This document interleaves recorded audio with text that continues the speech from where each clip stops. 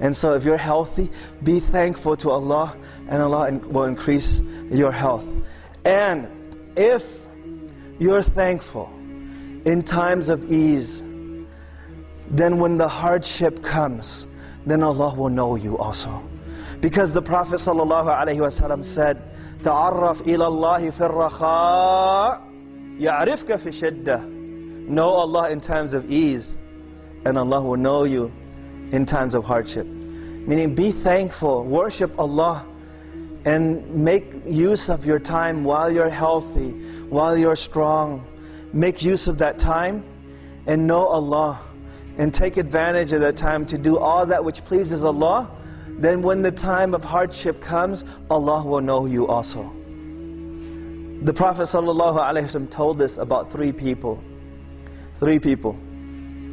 who were traveling, and at night time, when night fell upon them, they looked for a place to spend the night. And so they found a cave to spend the night. When they went into the cave, a large boulder rolled down from the mountain, and covered the mouth of the cave. This was such a large boulder that none of them were able to push it out. They were not able to push.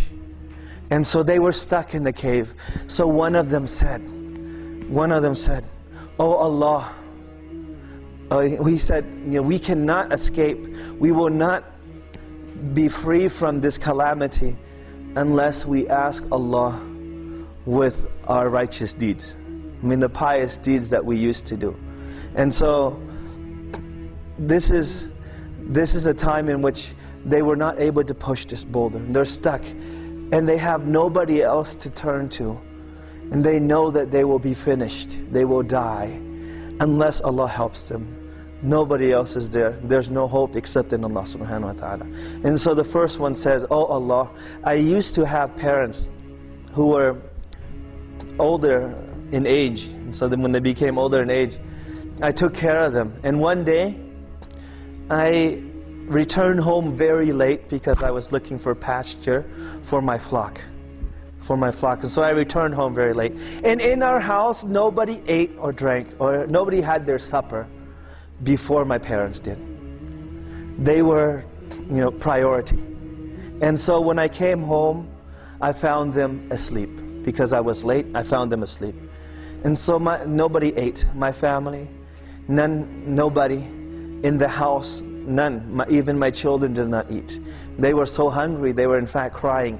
But you know what? My parents are always first. And so he said, I went and I got milk for them. I milked my sheep or whatever he had in terms of livestock. And so he brought milk, and he sat next 2 glasses of milk, and he sat next to the bed. He sat next to the bed, and he said, I was afraid to make noise because I didn't want to bother them or disturb them and wake them from their sleep. Look how this person was.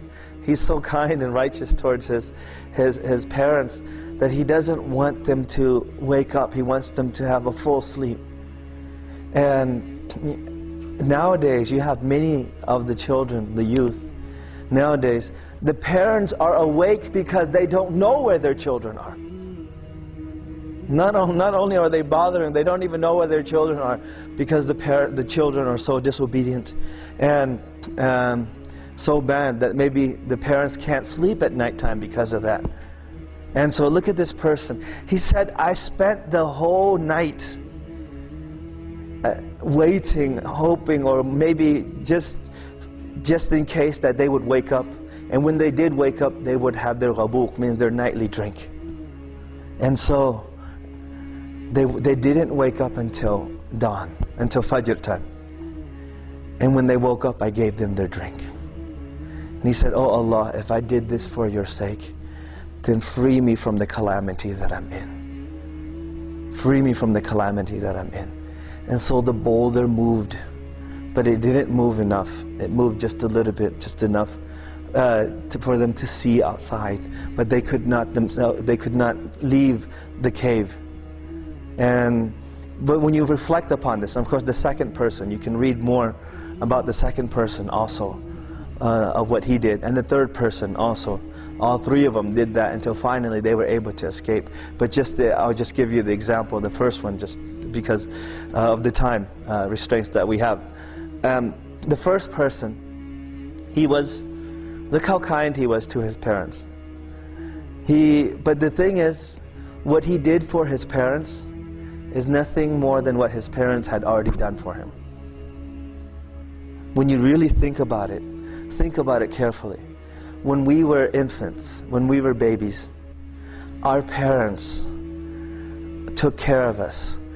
And if they didn't have enough food, or they had the good food, they gave it to us.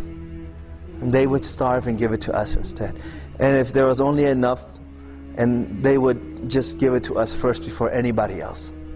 And at night time, any time of the night, if you woke up, that night before they would go to sleep, they would make sure you have enough milk. You know, I have a daughter who's 10 months old, and when we ran out of milk, at maybe at 12 o'clock, my wife would say, you know, we've run out of milk. I mean, there's only a little bit left. You have to go to the supermarket or to the corner grocery store. You have to get that milk. I'm going, I'm tired. Can't we just give her water?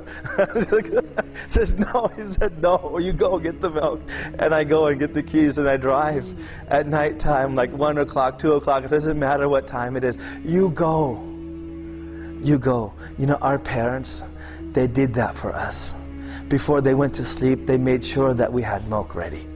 They had their milk for that night, so that you would wake up any time of the night. They didn't complain, oh, why did you wake up at this time? No, it was ready for you. It was ready for you. They already did that for us.